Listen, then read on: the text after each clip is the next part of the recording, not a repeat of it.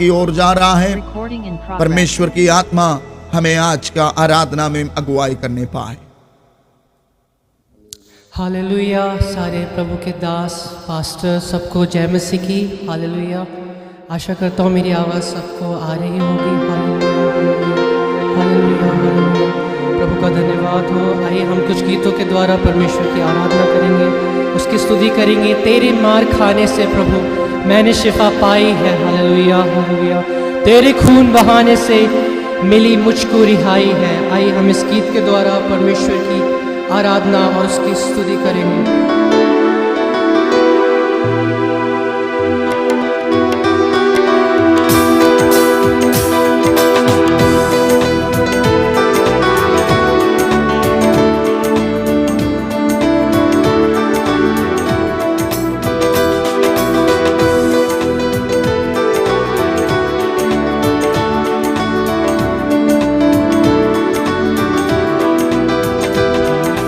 तेरे मार खाने से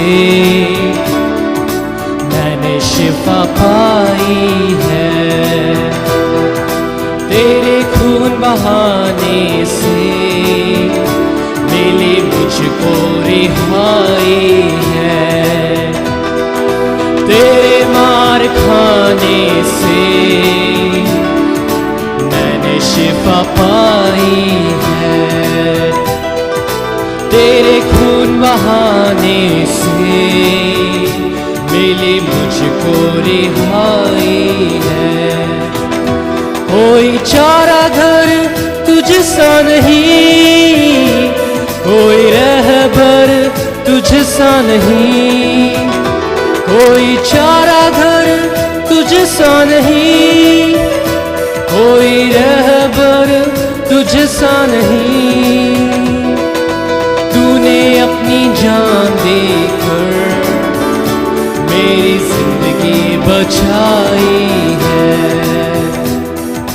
तूने अपनी जान देकर मेरी जिंदगी बचाई है। तेरे मार खाने से यीशु मैंने शिफा पाई है। तेरे खून बहाने से मिली मुझको रिहाई है। तूने वादा अपना कर दिया है, तूने पाक रूह से भर दिया है। तूने वादा अपना कर दिया है, तूने पाक रूह से भर दिया है। तूने मेरे कदमों को आसमानी राह दिखाई है। तूने मेरे कदमों को आसमानी राह दिखाई है। तेरे मार खाने से मैंने शिफा पाई है। तेरे खून बहाने से मिली मुझको रिहाई है। तेरे मार खाने से यीशु मैंने शिफा पाई है। तेरे खून बहाने से मिली मुझको रिहाई है। मैं हरदम यीशु जी तेरी हरदम सन्ना गाऊं। मैं हरदम यीशु जी तेरी हरदम सन्ना गाऊं। मैंने अपनी सांसों से तेरी खुशबू बसाई है।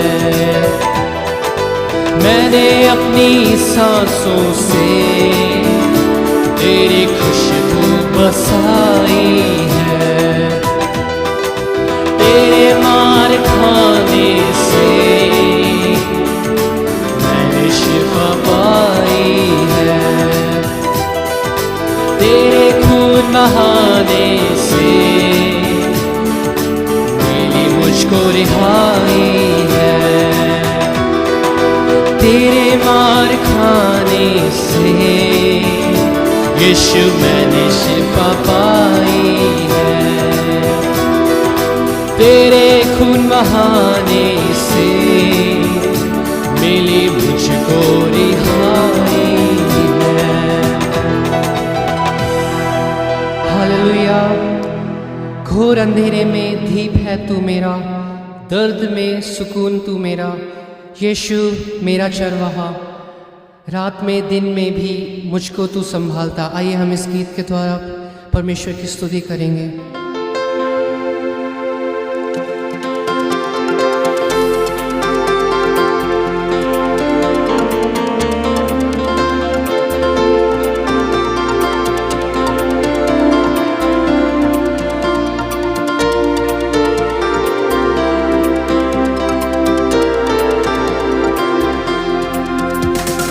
घोर अंधेरे में दीप है तू मेरा,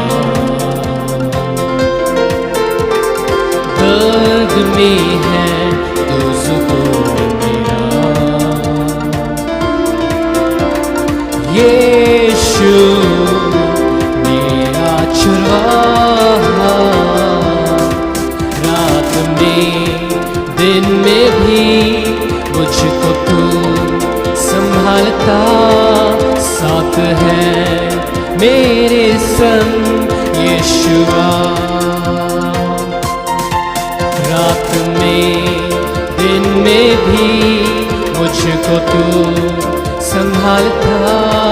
साथ है मेरे संग यीशुआ। पावन तू मेरे प्रभु, पापी का उद्धार तू। पावन तू मेरे प्रभु, पापी का उद्धार तू। मेरे लिए घायल हुआ यीशु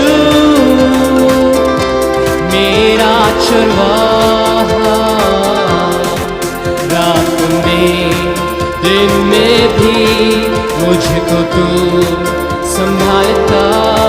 साथ है मेरे संग यीशुआ, रात में दिन में भी मुझको तू संभालता। साथ है मेरे संग यीशुआ। सारे दुख दर्द लिया क्रूस पर तू मेरे खुदा। सारे दुख दर्द लिया क्रूस पर तू मेरे खुदा। मेरे लिए कुर्बान हुआ यीशु मेरा चरवाहा, रात में दिन में भी मुझको तू संभालता। साथ है मेरे संग यीशुआ, रात में दिन में भी मुझको तू संभालता।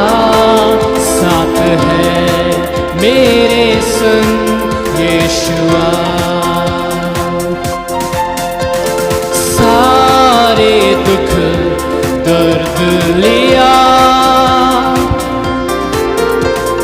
क्रूस पर तू मेरे खुदा। सारे दुख दर्द लिया क्रूस पर तू मेरे खुदा।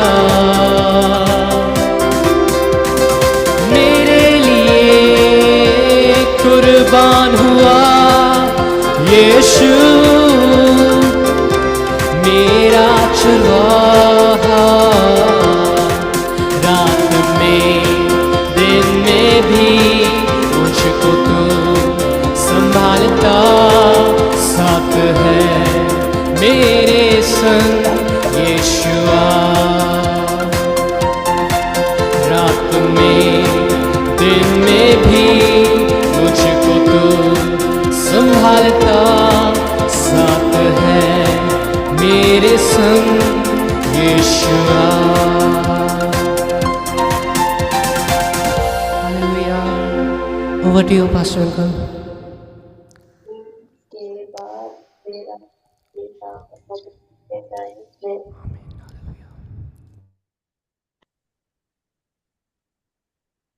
Praise the lord. Thank you Alexi. परमेश्वर बड़ी आशीष दे, परमेश्वर का अनुग्रह दया हम आपके ऊपर बना रहे और हम लोग इसी रीति से आगे बढ़ते जाएं। परमेश्वर का धन्यवाद। I request pastor Shibu Abraham to welcome और preacher Shibu Abraham, please go ahead. Thank you. Thank you आशीषित समय के लिए हम प्रभु का धन्यवाद देते हैं। आज के सुबह के लिए बहुत धन्यवाद देते हैं कि आज मिलकर हम एक और बार हम प्रभु की उपस्थिति में आ पाए और मिलकर हम प्रभु की आराधना कर पाए। आज हम बहुत ही आनंदित है। हमारे बीच में रेवरेंड जॉनसन रामचंद्रन जी हैं जो NWDAC के डिस्ट्रिक्ट एग्जीक्यूटिव कमेटी में भी है और प्रभु के श्रेष्ठ दास है। प्रभु उनको अद्भुत तरीके से दिल्ली के प्रदेशों में इस्तेमाल कर रहा है और आज सुबह हमारे बीच में है।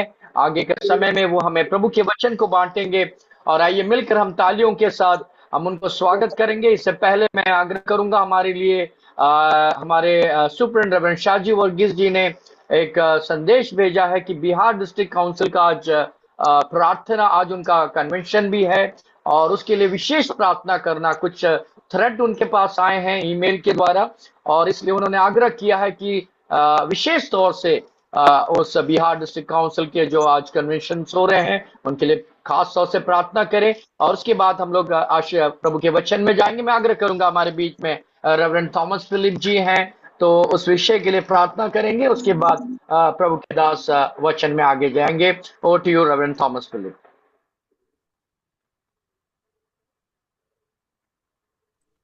सॉरी इंटरप्ट कीजिएगा और एक बार। हाँ, प्यारे पिता परमेश्वर, धन्यवाद और स्तुति करते हैं सुंदर दिन के लिए।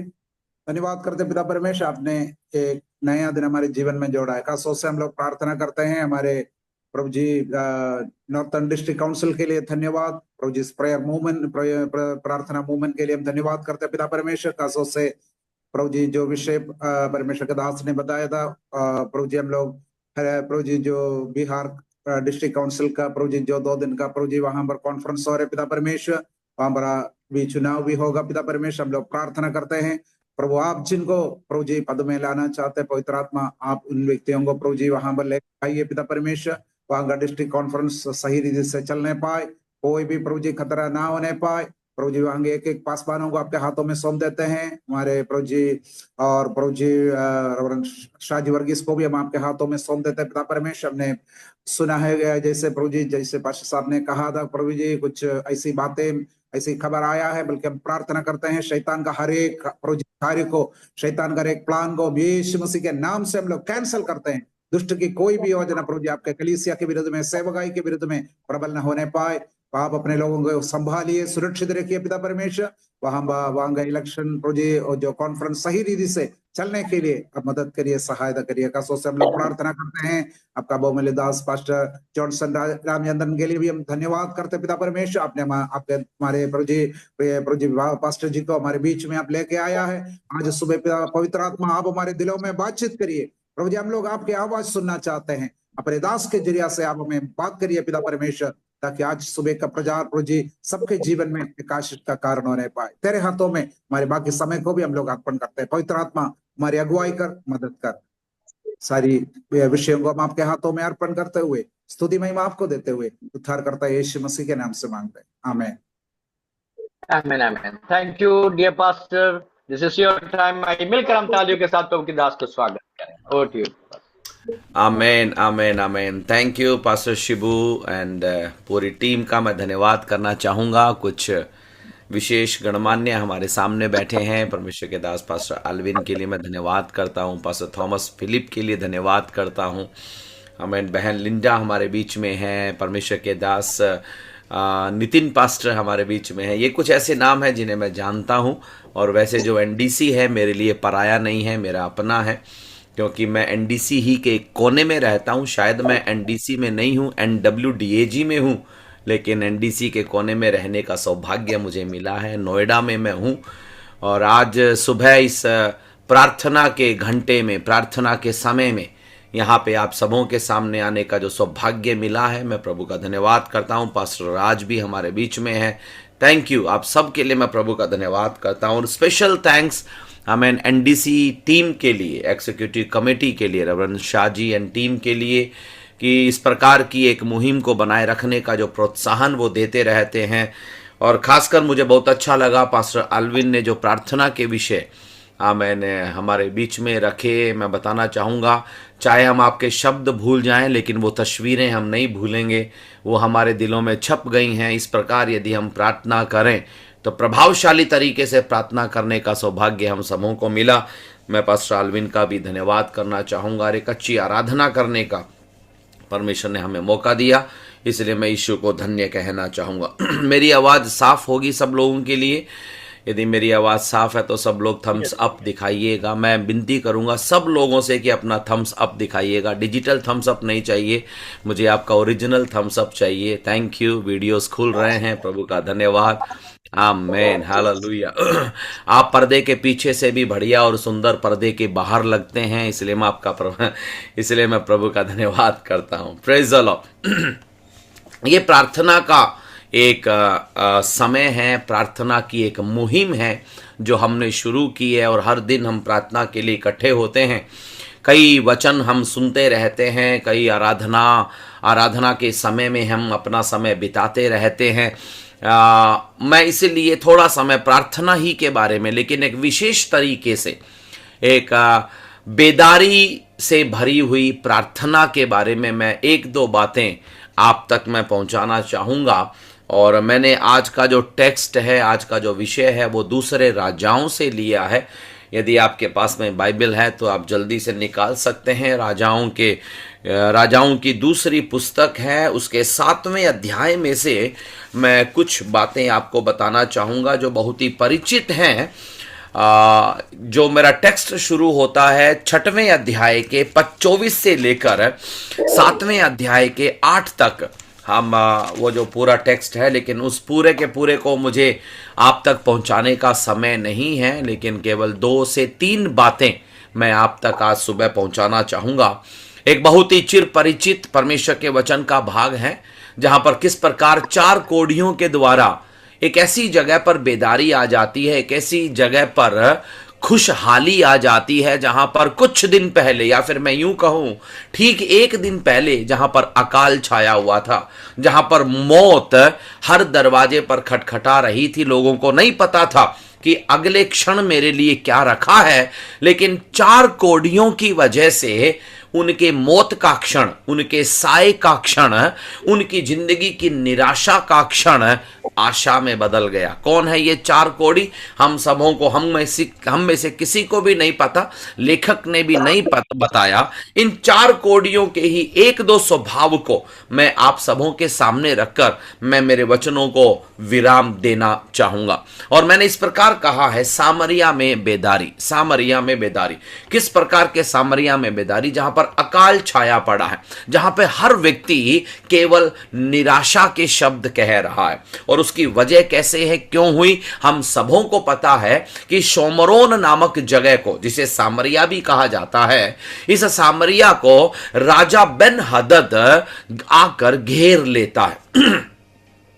राजा और उसके सेना की घेराबंदी के कारण कोई भी चीज अब अंदर बाहर नहीं हो रही है, कोई भी निर्यात नहीं हो रहा, कोई भी आयात नहीं हो रहा, न भोजन अंदर आ रहा है, न कुछ बाहर जा रहा है। लोग बदहाल हुए पड़े हैं, लोगों को नहीं पता अब आगे क्या किया जाए, आगे दरवाजा उन्हें नजर नहीं आ रहा है। तो क्योंकि सब कुछ बंद पड़ा था, आवागमन बंद पड़ा था, आयात निर्यात बंद पड़ा था, खरीदारी नहीं हो रही थी, बिक्री नहीं हो रही थी, कुछ भी बच्चों के लिए देखा जाए, बड़ों के लिए देखा जाए, आनंद लेने का मन कर रहा था लेकिन नहीं हो पा रहा था। एक ऐसी जगह क्यों बन गई? क्योंकि किसी ने घेर रखा था, किसी ने घेर रखा था। अंदर के लोगों की दिक्कत नहीं है, अंदर जो हो रहा है वो नहीं है तस्वीर ये है कि किसी ने घेर रखा है। प्रार्थना करने वाले सब लोगों को मैं एक बात बताना चाहूंगा, हमारी प्रार्थना एक युद्ध है, हमारी प्रार्थना एक युद्ध है। हम हल्के से प्रार्थना नहीं कर सकते, हम सो कर प्रार्थना नहीं कर सकते। ओ शक्खराबा, हम थकान से भरकर प्रार्थना नहीं कर सकते, हम रुक रुक कर प्रार्थना नहीं कर सकते, क्योंकि आज हमारे भारत को भी, हमारे उत्तर प्रदेश को भी, हमारे इस संसार को भी किसी ने घेर रखा है।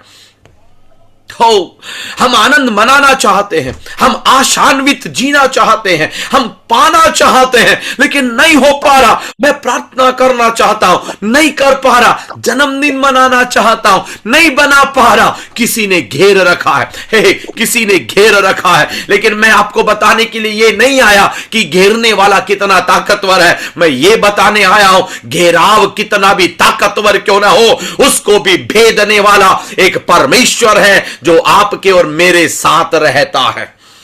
हालेलुया। कितना भी बड़ा प्रार्थना के विरोध में चक्रव्यूह क्यों न बांध दिया जाए, चक्रव्यूह तक को तोड़ने की शक्ति परमेश्वर ने प्रार्थना योद्धाओं के हाथ में दी है। मुझे प्रार्थना सभाओं में प्रचार करना बहुत अच्छा लगता है। पता है क्यों? प्रार्थना प्रचार में अच्छी ज्यादा लगती है।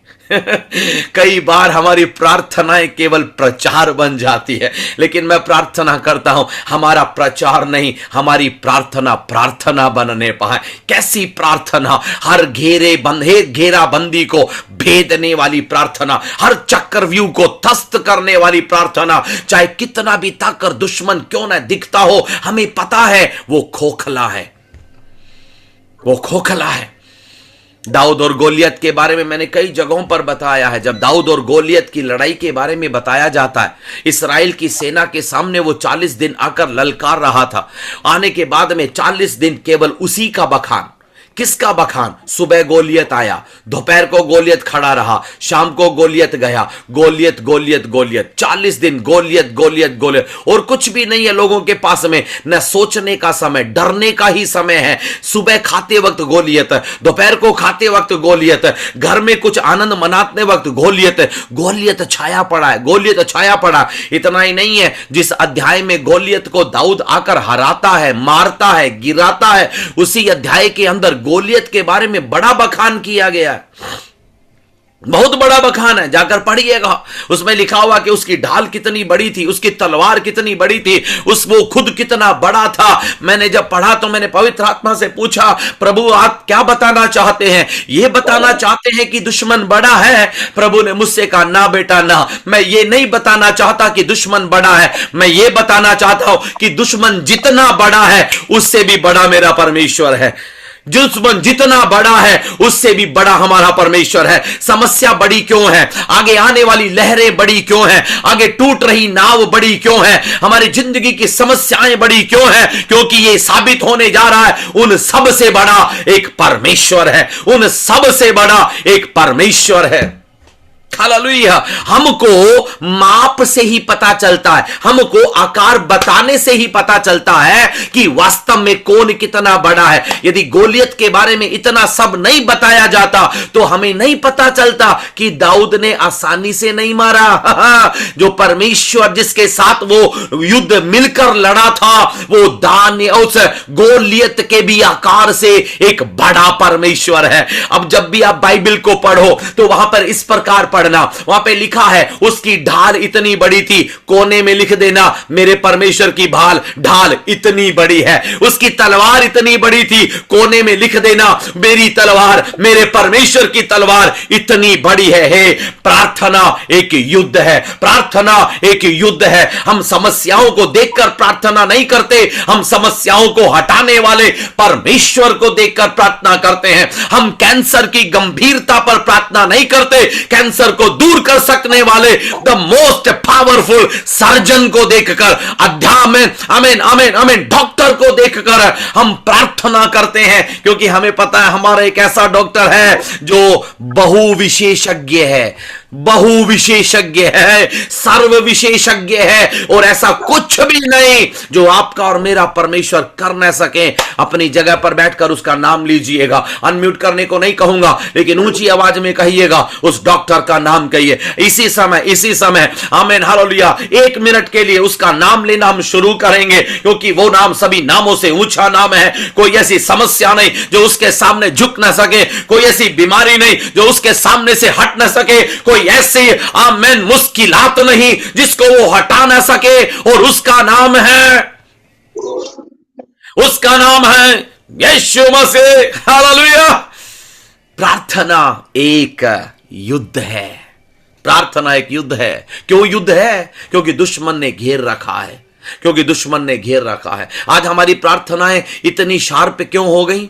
आज हम इतनी ज्यादा प्रार्थना में क्यों लगे पड़े हैं? कारण मेरे बताए बिना आप सबों को पता है। यदि कुछ समय पहले होता, सब कुछ आराम से चल रहा था, मेरी शादी हो गई, बच्चों की भी शादी हो गई, नौकरी लग गई, बच्चों की भी नौकरी लग गई, सब कुछ बढ़िया है, कलीसिया मस्त चल रही है, लोग बढ़ रहे हैं, कोई सताव नहीं है, कुछ नहीं है, मेरी और आपकी प्रार्थना भी नींद से भर जाती। लेकिन प्रभु का धन्यवाद गोलियातों के लिए, प्रभु का धन्यवाद उठ रही लहरों के लिए, प्रभु का धन्यवाद इन सारी समस्याओं के लिए। समस्याओं को बड़ा दिखाने के लिए नहीं, उनके अंदर हमको जगाने के लिए, जगकर प्रार्थना करने के लिए, और प्रार्थना करते वक्त हमारे परमेश्वर के असली बड़प्पन को पहचान कर, विश्वास कर हम प्रार्थना जब करते हैं, तो उस परमेश्वर को पहचानने के लिए हमें सौभाग्य मिला है। हालेलुया।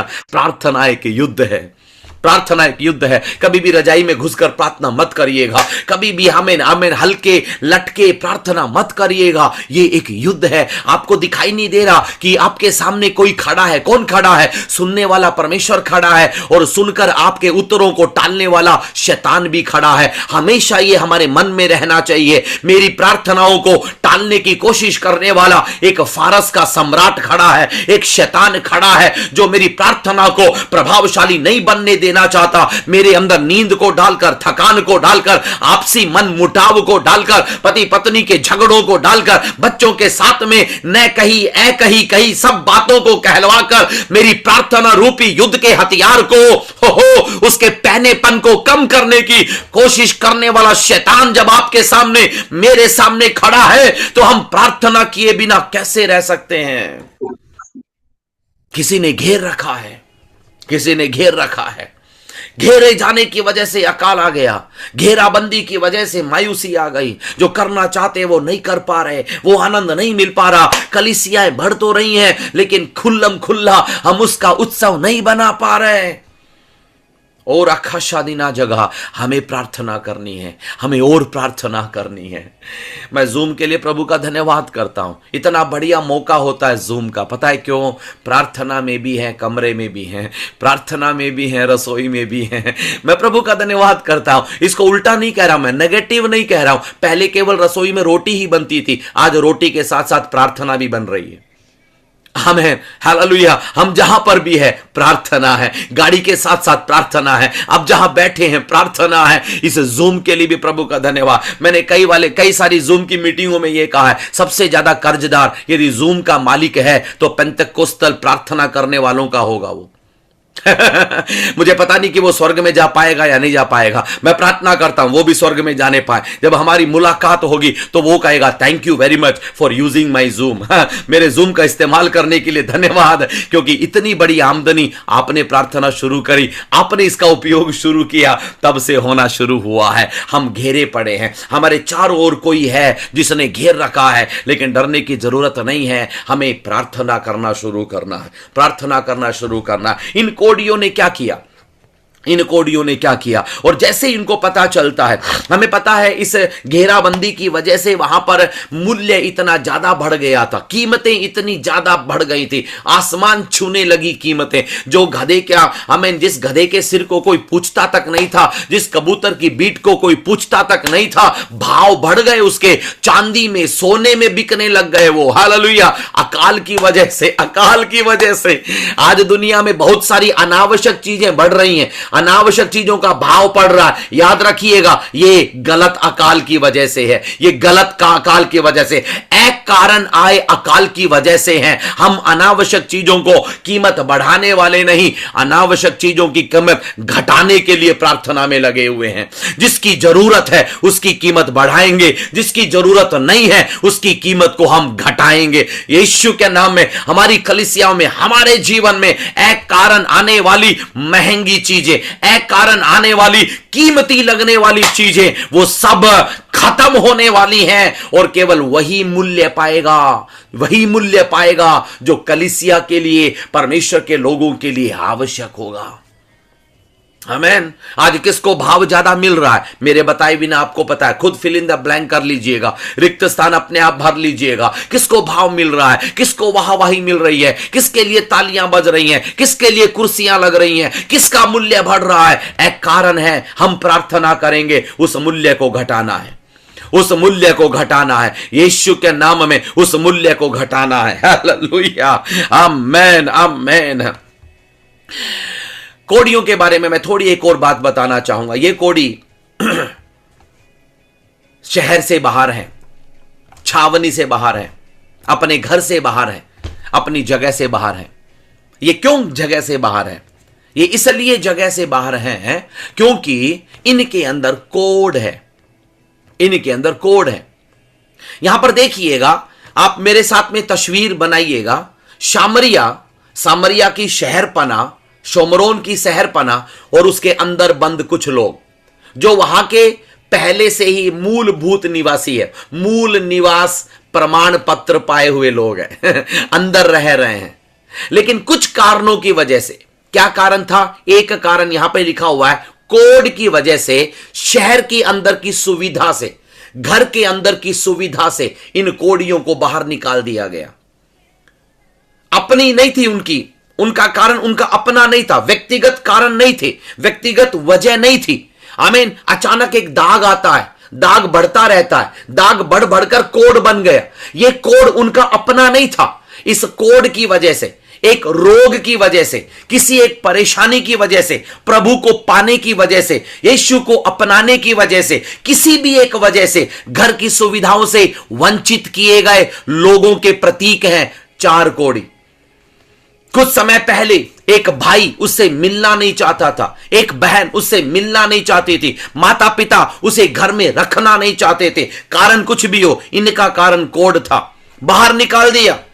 ये नगर के बाहर हैं, लेकिन अब बड़े ध्यान से सुनिएगा, आज वो प्रभु का धन्यवाद कर रहे हैं, आज वो प्रभु का धन्यवाद कर रहे हैं, क्योंकि अंदर होते वो भी भूखों मरते। आमीन बोलिएगा। अंदर होते तो वो भी भूखों मरते। कोड की वजह से बाहर आना लाभ बन गया, कोड की वजह से निकाला जाना लाभ बन गया, कोड की वजह से वंचित होना लाभ बन गया। मैं कईयों पर बोलना चाहता हूं, प्रभु के नाम की वजह से, प्रभु के कार्य की वजह से, यीशु में आने की वजह से, अपने नहीं होने के कारणों की वजह से, आपको यदि मुझे कुछ सुविधाओं से अलग किया जा रहा है, आपका अलग होना एक लाभ बनने जा रहा है, एक आशीष बनने जा रही है। इन कोड़ियों से पूछिएगा, वो कहेंगे मैं प्रभु का धन्यवाद करता हूं कि आज मैं बाहर हूं। क्यों बाहर हूं? क्योंकि मैं अकाल में नहीं हूं, मैं अकाल में नहीं हूं। मेरा विषय वो नहीं है, मेरा विषय वो नहीं है। मैं अकाल में नहीं हूं, इसकी वजह से आनंदित नहीं होना है। मेरा विषय यह है, क्योंकि मैं बाहर हूं, अंदर वालों को छुड़ाने के लिए मेरे पास कदम उठाने का सौभाग्य है। अंदर वालों को बेदारी में लाने के लिए मेरे पास में एक सौभाग्य प्रभु ने खोल कर दिया है। कोड की वजह से रोखो शादी ना जगह, अछूत है वो। कोड की बीमारी अछूत की बीमारी है। कोई बात नहीं करना चाहता बिना बताए। अब सब लोगों को पता है कोड की बीमारी में पहले 7 दिन, फिर उसके बाद में 7 दिन, फिर तीसरी बार 7 दिन, 21 दिन के बाद में, 40 दिन के बाद में जब साबित हो जाता है कि पूरा कोड़ी है, उनके लिए खाना पीना भी फेंक कर दिया जाता है। निंदा कम नहीं होती कोड़ियों की।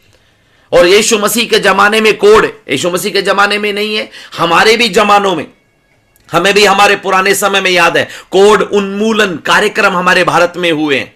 इस कोड उन्मूलन कार्यक्रम के आमीन आने से पहले कोड शाप माना जाता था। कोड़ी कॉलोनियां हमारी कई जगहों पर है, शाप है वो, निंदा है वो। लोग उनसे मिलना पसंद नहीं करते, अलग रहना चाहते हैं, रोटियां फेंक कर देते हैं। लेकिन उन्होंने अपने इस अपमान का बदला अपमान से नहीं लिया, अपनी निंदा का बदला निंदा से नहीं लिया। उन्होंने भलाई करी। क्या भलाई करी? वो चारों लोग इस प्रकार कहते हैं। यदि हम इसके 7वें अध्याय को, आमीन, 7वें अध्याय के 3रे पद को पढ़ते हैं, मैं आपके सामने पढ़ना चाहूंगा। इस प्रकार कहां पे लिखा है, 4 कोड़ी फाटक के बाहर थे।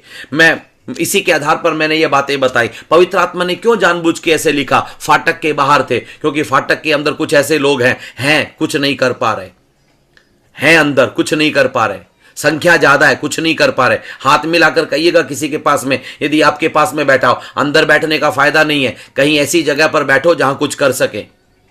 आमीन बोलिए। कहीं ऐसी जगह पर बैठो जहां हमें आप कहते हैं मैं कर नहीं सकता, मेरे अंदर कोड है, घबराइएगा मत। आप ही का इस्तेमाल अंदर निठल्ले बैठे हुओं के लिए है, अंदर वालों के लिए आशीष बनने के लिए प्रभु आपका और मेरा इस्तेमाल करने जा रहा है। कोड़ी, 4 कोड़ी फाटक के बाहर थे। उसके बाद में इस प्रकार लिखा है, उन्होंने आपस में कहा हम यहां क्यों बैठे बैठे मर जाएं, हम यहां क्यों बैठे बैठे मर जाएं। बैठे रहेंगे तो भी मरेंगे, नगर में जाएंगे तो भी मरेंगे। बैठे रहेंगे तो भी मरेंगे, नगर में जाएं तो भी मरेंगे। मैं आत्मा में कहना चाहूंगा, हाल हम सबों को पता है क्या हो रहा है आजकल हमारे चारों ओर। क्या इसका मतलब हम बंद हो जाएं? क्या हम बैठे रहें? नहीं, बैठे रहेंगे तो भी मरेंगे, निकलेंगे तो भी मरेंगे। बैठे रहने से मरोगे, अच्छी यहां पर कब्र मिल जाएगी, लेकिन निकल कर मरोगे तो एक शहादत मिल जाएगी।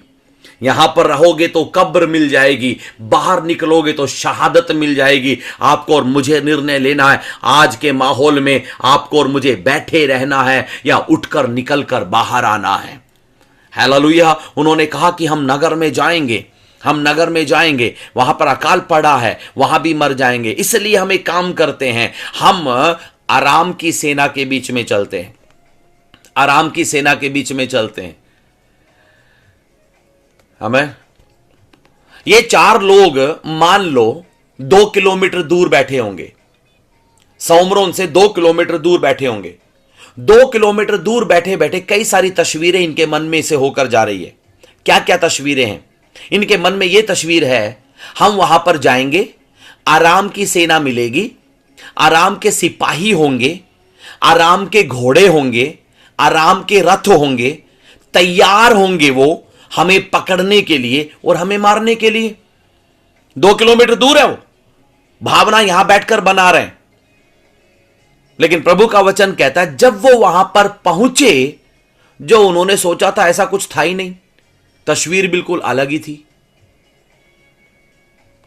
मेरी बात को समझिएगा आत्मा में।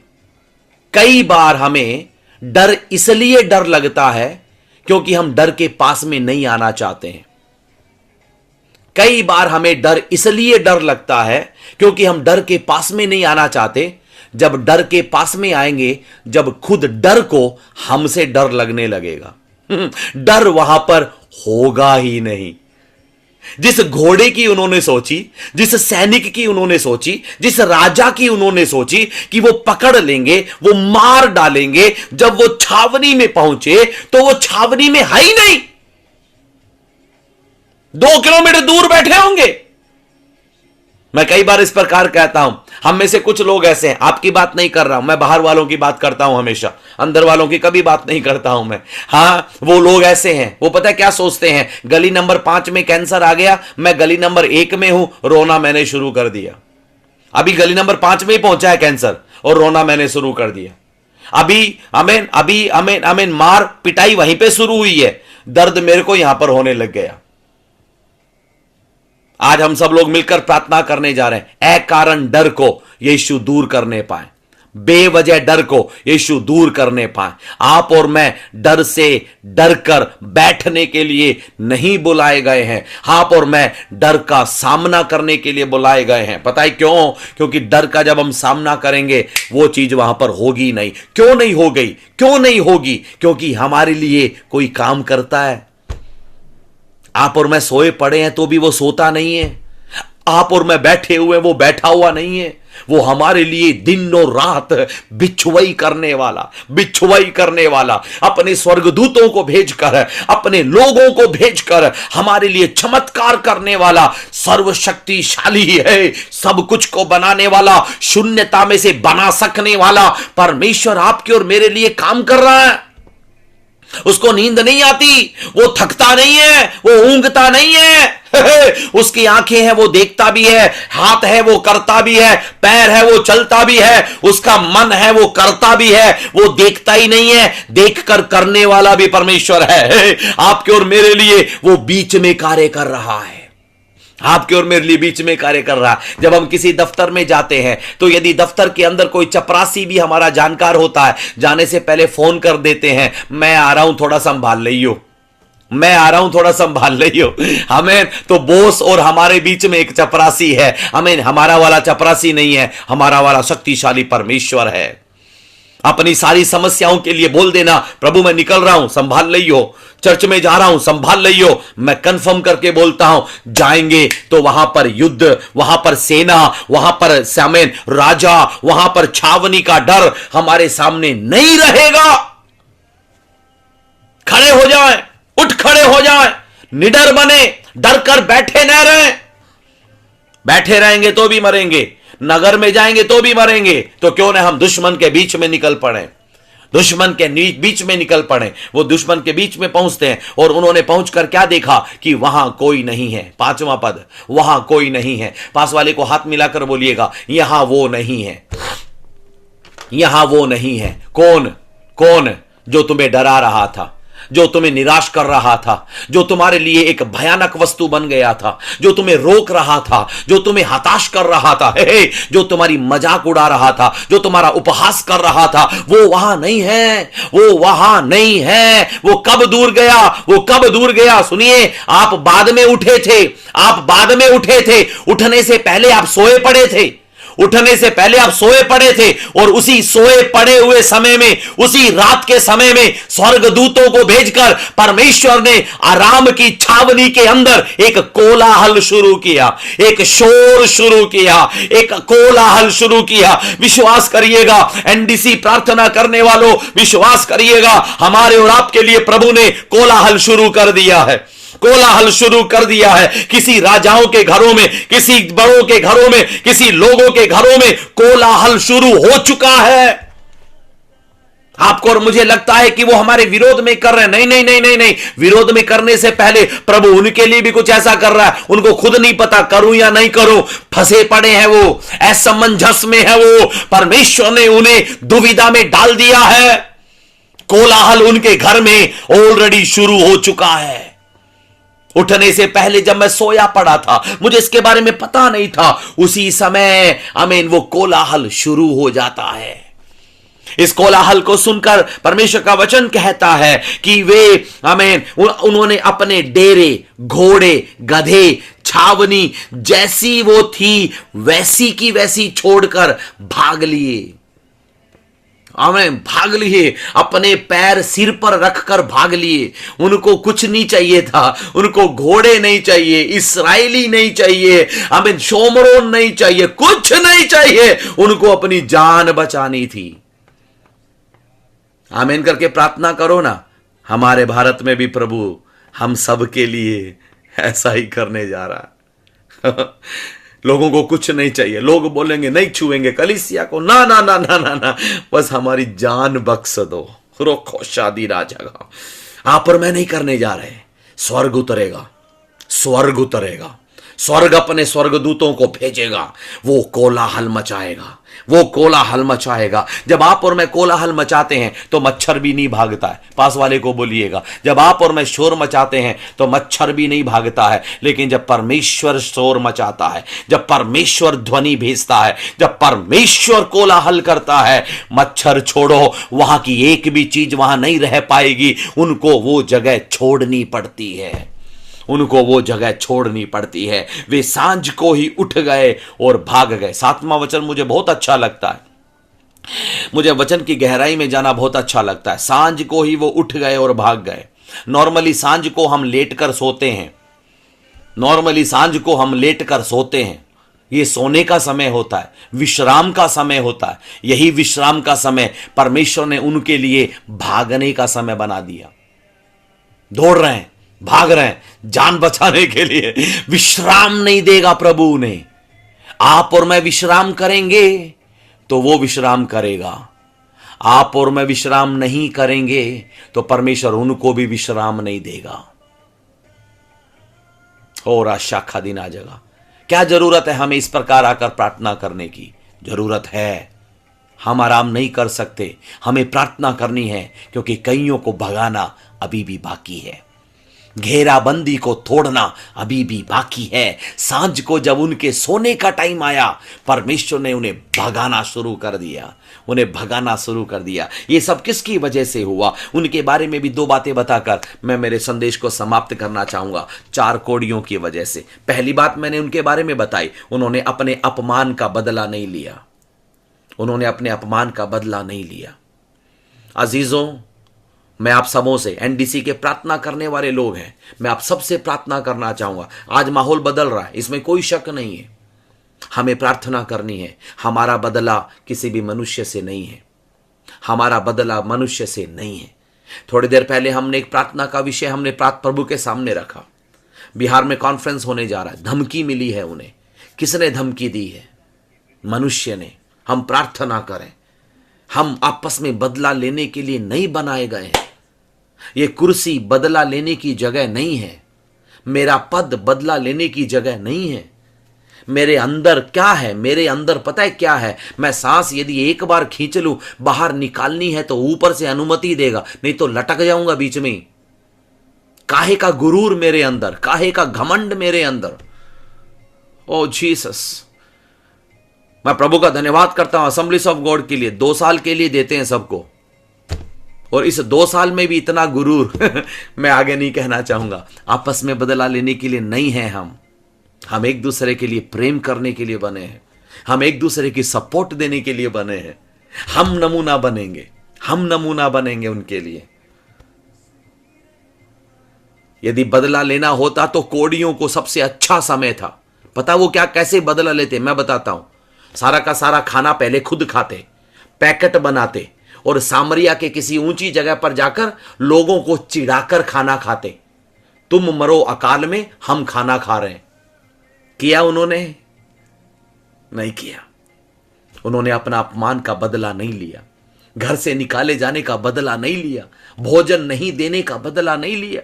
जब सबके लिए पिज्जा बन रहा था, मेरे लिए एक पीस भी नहीं मिला।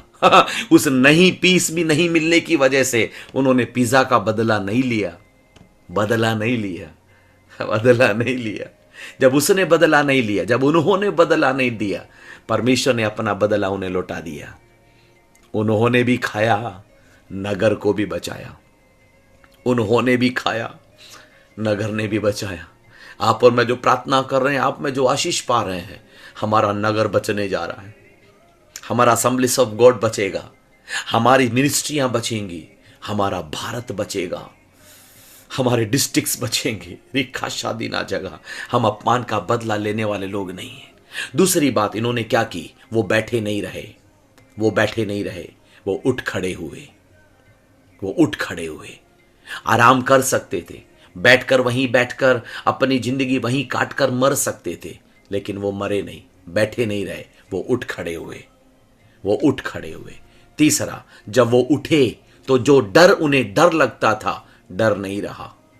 जो डर उन्हें डर लगता था, वो डर नहीं रहा। जब आप और मैं उठते हैं तब असलियत सामने आती है। उससे पहले केवल भावनाएं हैं, केवल कल्पनाएं हैं, मन के केवल क्या है, हमें मन के ढोल बने हुए हैं, हमें मन में ऐसे ही हमने कुछ ना कुछ बना के रखे हुए हैं, ताश के महल है वो, असलियत नहीं है वो।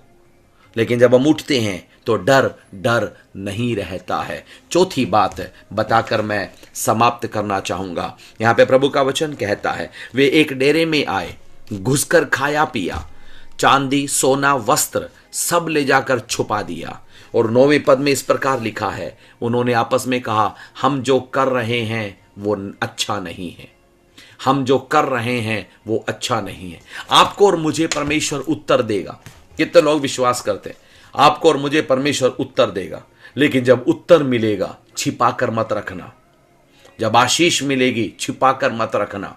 जिनके लिए आशीष मिली है उन तक पहुंचाने का कर्तव्य आपका और मेरा कर्तव्य है।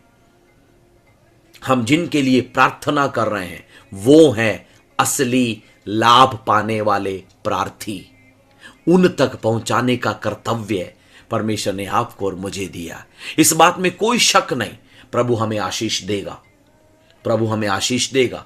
और जब भी प्रभु आशीष देता है, उंडेलने वाली आशीष देता है। प्रभु केवल मुंह नहीं भरता है, मुंह से आमीन उसको उंडेल कर देता है, हिला हिला कर, दबा दबा कर, उंडेलने वाली आशीष। ये उंडेलने वाली आशीष का मतलब क्या है? ये किसी और के लिए है, बहने के लिए नहीं है, खराब करने के लिए नहीं है, खा खा कर ऐसे ही खुद को मोटा कर खुद भी खत्म होने के लिए, बच्चों को भी खत्म करने के लिए नहीं है। ये उंडेला जाना अनेकों के लिए है जो इंतजार में है, जो अभी भी इंतजार में है। मैं प्रार्थना करता हूं कोड़ियों की तरह हम भी आमीन उठ खड़े हों, अपमान का हम बदला न लें, हम उठ खड़े हों, डर का सामना करें तो डर डर नहीं रहेगा। और जो हमें मिल रहा है, जो हमें मिला है, वो हम उन तक पहुंचाए जो वास्तव में उनको पाने के योग्य है। एनडीसी की ये प्रार्थना पूरे असेंबलीज ऑफ गॉड में, पूरे भारत में, पूरे विश्व में एक बेदारी का जरिया बनने पाए। इन्हीं शब्दों के द्वारा मैं अपने शब्दों को रोकना चाहूंगा। प्रभु आप सबों को आशीष देने पाए। Amen, amen, amen. Thank you, dear pastor, for that powerful word of God. प्रभु के दास के लिए हम लोग परमेश्वर को धन्यवाद देंगे। We thank you, Reverend Johnson Ramchandra, for bringing that powerful word. प्रभु के दास को लिए हम लोग प्रार्थना करेंगे। हम लोग प्रार्थना के साथ आज की इस प्रार्थना सभा को समाप्त करेंगे। हम लोग हालेलुया, जो वचन हम लोग आज सुने हैं, हम उस वचन के सामने अपने आप को समर्पण करें और दीन कर कर कहिए, परमेश्वर हम भी उठेंगे। परमेश्वर हालेलुया, प्रभु हर एक डर हमारे जीवन से दूर करे परमेश्वर। प्रभु हालेलुया, ताकि हम दूसरों के लिए आशीष के कारण बन जाए। प्रभु जिसने हमारे विरोध है, प्रभु जब वो हमारे विरोध खड़े होते हैं खुदा, जो लोग हमें निराश करते हैं, जो हमें दूर रखते हैं, उसके लिए भी एक आशीष के कारण होने में प्रभु हम सभी को परमेश्वर तो इस्तेमाल करें। आइए मिलकर हम लोग प्रार्थना करें। प्रभु धन्यवाद देते हैं खुदा आज के वचन के लिए। परमेश्वर तेरे दास रेवरेंड जॉनसन रामचंद्र को तेरे हाथों में सौंपते हैं खुदा। धन्यवाद प्रभु के दास के द्वारा परमेश्वर ऐसे एक सामर्थ्य वचन प्रभु तूने हमें सुनाया, इसलिए हम आपको धन्यवाद देते हैं। तेरे दास और दास की सेवकाई के लिए धन्यवाद, उसके परिवार के लिए धन्यवाद। परमेश्वर केवल दिल्ली में नहीं प्रभु पूरे भारत के लिए तेरे दास को परमेश्वर तू बहुत इस्तेमाल कर रहा है परमेश्वर। हालेलुया, जैसे परमेश्वर तेरे दास को प्रभु आज आने वाले दिनों में भी प्रभु तो बहुतायत से इस्तेमाल करना जा रहे हैं। हम प्रार्थना करते हैं तेरे दास के साथ रहिए, उसके सेवकाई के साथ रहिए, उसके परिवार के संग रहिए खुदा।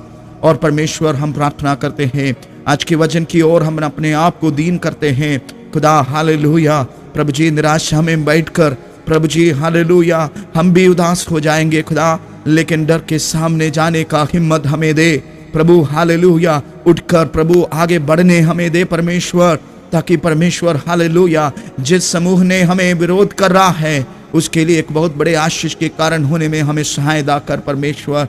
धन्यवाद देते हैं आज के वचन परमेश्वर हमें हिम्मत प्रदान करते हैं खुदा। उस सामर्थ के साथ तेरी सेवकाई करने में प्रभु हमें सहायता कर प्रभु। हर एक प्रभु के दासों को दासियों को विश्वासियों को, कलीसिया को तेरे हाथों में सौंपते हैं। जितने लोग आज हमारे साथ जुड़े हैं परमेश्वर, हम आपको धन्यवाद देते हैं प्रभु। ये प्रार्थना आंदोलन को प्रभु तूने शुरू किया हमारे डिस्ट्रिक्ट में परमेश्वर, आप तक प्रभु ने सहायता किया, इसलिए हम आपको धन्यवाद करते हैं। प्रार्थना में आगे बढ़ने में हमें सहायता कर परमेश्वर। जैसे समरिया को तूने बचाया, ऐसे परमेश्वर हमारे उत्तर प्रदेश को भी तू बचाना जा रहा है खुदा। हालेलुया परमेश्वर, हर एक अकाल प्रभु यीशु के नाम से दूर होने पाए। शत्रु की हर एक हालेलुया योजना में परमेश्वर तो एक hallelujah Lord you are going to shake them Father God. परमेश्वर हम हमारे ओर से नहीं प्रभु, तो आप स्वर्गीय ओर से खुदा कर रहा है, इसलिए हम आपको धन्यवाद देते हैं। फिर से एक और बार हमारे प्रभु के दासों को, दासियों को प्रभु हालेलुया आज के वक्ता को सभी को तेरे हाथों में सौंपते हैं खुदा। हम अपने जीवनों को फिर से एक और बार समर्पण करते हैं परमेश्वर। हमारे प्रार्थना सुनकर धन्यवाद, आज के वचन के लिए धन्यवाद प्रभु। हालेलुया तू कितना भला है, सामर्थी परमेश्वर है। हम सबको एक साथ खुदा तू आशीषित कर। आज के दिन के लिए धन्यवाद। यदि हमारे बीच में कोई भी शारीरिक कमजोरी, बीमारी से ग्रसित है खुदा, यीशु के नाम से हम प्रार्थना करते हैं खुदा हालेलुया उसके हालेलुया बीमारी एक गवाह बन जाए परमेश्वर। प्रभु आप चमत्कार उसके जीवन में करिए, हर एक बीमारी यीशु के नाम से दूर होने पाए, हर एक निराशा है परमेश्वर हालेलुया एक बहुत बड़े हालेलुया प्रभु सामर्थी हालेलुया पावरफुल वेपन बनने के लिए सहायता करे यीशु नासरी के नाम से परमेश्वर। ऐसे तू करने के लिए धन्यवाद। हमारे डिस्ट्रिक्ट को तू आशीषित कर। हम सबको इस सुंदर अवसर देने के लिए धन्यवाद। हमारे संग रहिए, हम मिलने तक तेरे लहू में हम सबको छुपाए। सारा आदर महिमा स्तुति हम आपको देते हैं यीशु नासरी के नाम से मानते सुनो ग्रह प्रभु। आमेन amen amen. Thank you everyone, especially on the behalf of NDC Executive Committee. We want to thank you Reverend Johnson Ramchandra for accepting our invitation and bringing this God powerful word.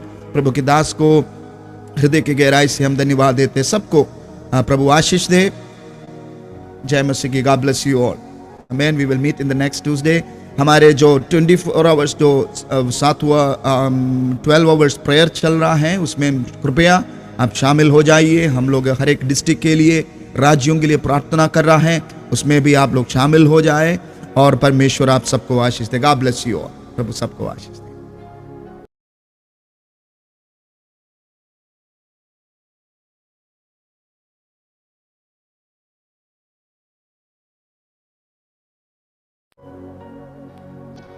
Praise the Lord. Thank you so much.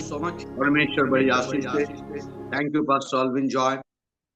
अभी जितने लोग प्रार्थना request चाहते हैं, request लेकर के आए हैं, जो प्रार्थना कराना चाहते हैं वो लोग रुक जाएं और बाकी लोग जा सकते हैं। हम लोग उनके लिए प्रार्थना करेंगे जो बीमार दुखित आए हैं या किसी भी परेशानी में हैं, हम लोग उनके लिए प्रार्थना करेंगे। अगर आप में से कोई ऐसा है जो बीमार है, दुखित है, आप अपने बारे में बता सकते हैं और हम लोग उसके लिए प्रार्थना करें। कोई ऐसा है?